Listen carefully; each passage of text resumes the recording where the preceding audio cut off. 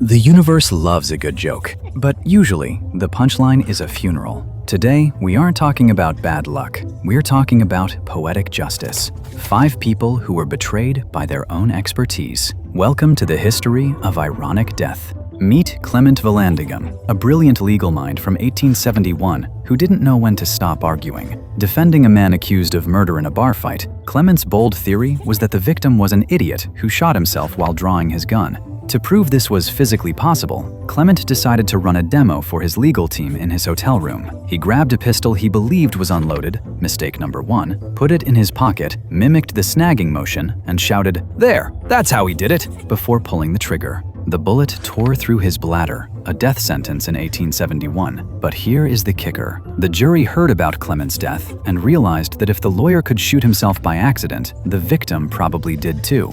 The defendant was acquitted, meaning Clement achieved a 100% victory rate posthumously, literally proving his point to death. Fast forward to 1912 Paris, where the age of aviation was starting and pilots kept dying without parachutes. Enter Franz Reichelt, a successful tailor by day and a man who thought he knew aerodynamics better than birds by night. He invented the parachute suit, a wearable garment with optimistic math and insufficient surface area. He told police he would use a dummy for the test jump off the Eiffel Tower, but when he arrived on February 4th, he was the dummy. Footage from the day shows 40 agonizing seconds of hesitation as his survival instinct fought his ego. But physics doesn't care about confidence. When he jumped, the suit folded around him like a straitjacket, and he plummeted 57 meters, hitting the frozen ground in 3.4 seconds. He wanted to be the father of aviation safety, but instead became the first man to measure the impact force of hubris. In the 1970s, running wasn't a hobby until Jim Fixx changed everything with The Complete Book of Running. He lost 60 pounds, quit smoking,